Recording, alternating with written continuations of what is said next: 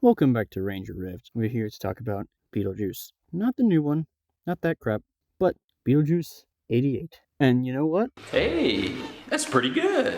I kind of went into this thinking, this is not going to be good. I kind of accepted it. Tim Burton's a weird guy. He makes some weird movies. I don't really get them sometimes. I, strangely enough, enjoy Batman at 89. I like it a lot. I'm Batman. And I, strangely enough, like Pee-wee's Big Adventure. It is super underrated and pretty good. Batman Returns is definitely Batman Returns. I really don't like Nightmare Before Christmas. It is just claymation, and it's weird. And I'm sorry, but I'm glad you have your own little world, Burtonites. But I watched Beetlejuice, and you know what? It is not that bad. I've heard people talk about it for years, saying about how amazing it is, and how I need to watch it, and how it's so great. And usually those people are not the brightest, and I don't listen to their opinion. So I didn't listen to them. But you know what? I was actually surprised, and I was actually having a good time most of the entire time. And even though I was trying to get bored or fall asleep, I was pretty captivated the entire time. That's weird. I fall asleep every time I watch Alice in Wonderland. Like, holy crap, I hate that movie. But I was like, this is pretty good. After I watched it, still not my niche, not my thing, but I get it. I like it. It's not bad. Yeah, so I'm going to talk about why this movie is actually good, okay? I heard some people, as I was watching it, say, this sucks. And I would actually have to disagree. So, why is this movie good? Alright, let's look into it a little bit. So, first off, Michael Keaton as Beetlejuice. Pretty good. Pretty good. Michael Keaton is always a good actor. Michael Keaton's performance is pretty dang good. Now, he gets praised for his performance in literally everything, because he's just a good actor, honestly. And I would like to ask you a couple of questions. Sure. Go ahead, shoot. He does a good job in this, too. He really stands out. He's kind of weird, kind of funny, a little gropey. Beetlejuice is only in this for about 15 minutes. He really gets the point across about this is a Beetlejuice movie. He's definitely the standout character. Is definitely very gropey for the times. I don't know how that got passed or how this is still okay today. I mean, I don't mind whatever, I get the times, but like, I don't know how certain people can watch this and be like, oh yeah, this is great. Next up, you have Adam and Barbara Maitland? Maitland. Yeah. What the heck, Tim Burton?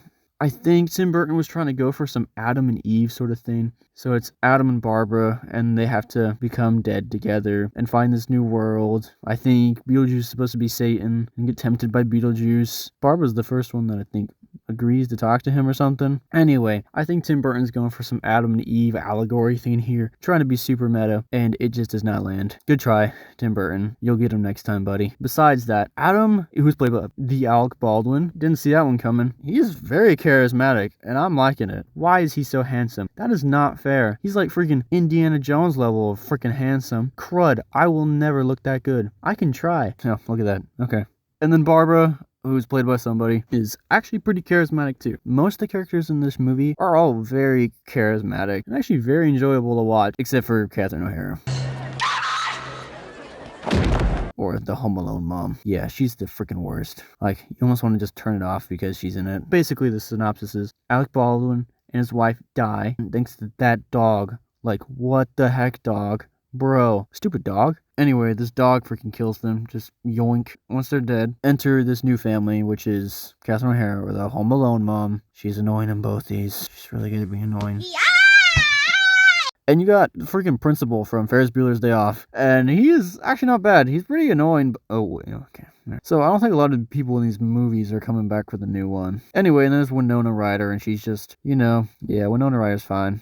Well, she's actually not bad as a kid. I thought she would be a little annoying, but she just, I guess, plays the same crazy character every time. Oh, yeah, Nico Cotto's in this. Forgot about that. Man's okay. He's definitely doing a Nico Cotto performance. Dude, I love Juno. Juno, the old lady, kills it. Fire. She's so smart. I don't know why, but she does a great job. Probably the best character in the entire movie after Beetlejuice. The plot is very simple and very straightforward. I watched the new Beetlejuice, and it is not that. It's just very simple. There's a couple. They're dead. They want the new couple out of their house, and they'll do anything to get it that way. Like recruit Beetlejuice. Really, anyone can watch this. You can turn this movie on for anybody, and they'll be like having a total LSD nightmare, and will be like tripping. But they'll at least understand what's going on for the most part. Kind of understand the character's intentions and where people are trying to go with this. The Danny Elfman score. What the actual heck? From the beginning, it just goes so hard. I don't know why, but it's going great. And then, for some reason, it's the freaking Day-O Banana song.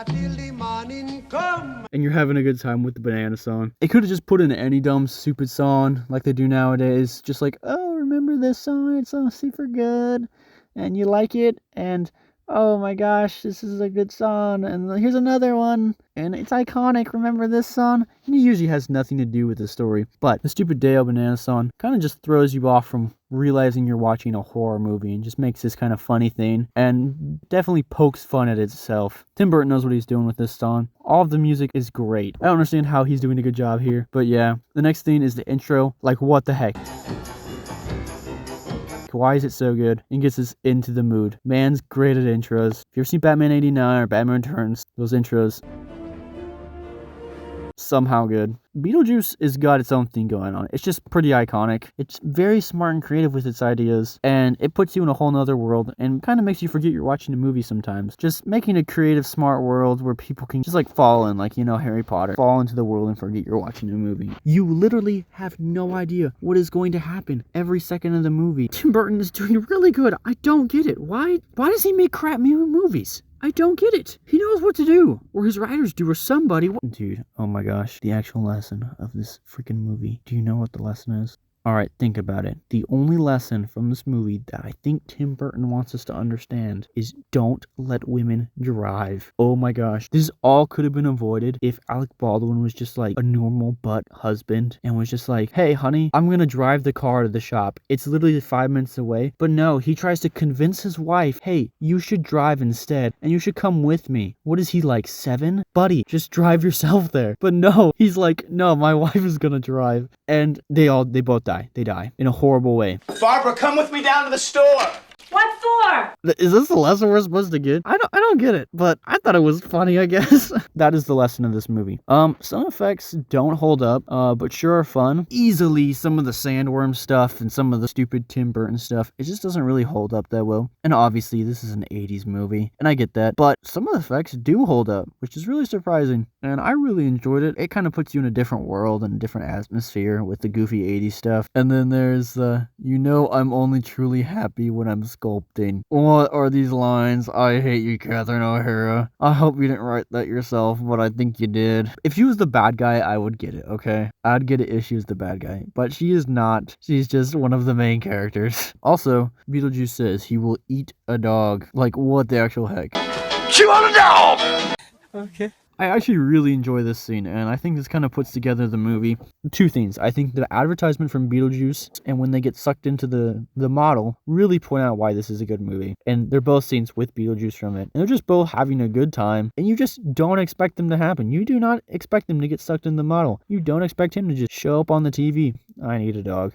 Like, who the heck says that? Also, the civil servants. If you commit suicide, you become a civil servant. That's crazy. That is not in the new one. I thought that's funny, but that's crazy. Tim Burton's so twisted and weird. What a weirdo. Oh, something I noticed is that like this movie kind of like takes its time. There's one scene when Winona Ryder is freaking just going over to the model and just staring at it. And there's just like this whimsical music. And you're just like, man, this is cool. She's just exploring a model in the attic and she just stares at it for a while, and you really get like the feeling and understanding of she's exploring this for the first time. And it goes on for a while. Honestly, you don't notice it. Whereas today, a lot of movies are built for the brain rot audience. If a new quip doesn't happen the next second, people like lose their mind. They lose interest. They have to go on their phone. But it really has like time to breathe in this and let you kind of fall into this world and understand it. The pacing, it lets you understand this world a lot, and it takes time to flush it out and for you to understand what is going on. Also, I just hate looking at Tim Burton stuff.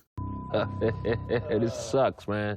It's freaking weird. It's hard to look at. It's weird. It's always the same. It's always the same Nightmare Before Christmas looking Frankenweenie crap every single time, and it gets old. But this is the first one, so it gets a pass. So that's kind of all my notes I had about all this. Would I say would I watch this again? Definitely. It's not bad. It's actually pretty good. So much so, if I had to rate it out of 10, so I would give it an 8.6. And the reason I give it an 8.6 is because I only give movies 8s if I'm going to watch them again. Do I love it? Nah. Do I like it? Yeah, for sure. It's not bad. Tim Burton knows how to make a movie. I wish he would do it more. That's kind of the synopsis of this. Is it amazing? No. Is it bad? No. Is it a good time? Yes. So, 8.6. Boom. Take that. Subscribe. And that's it. Thanks. Wait a minute, Hold Beetlejuice. it. I want you to think about Think it. about it. Don't blurt out your answer. What number comes between 2 and 4? 36. Oh, All right. Is that your final answer? 36.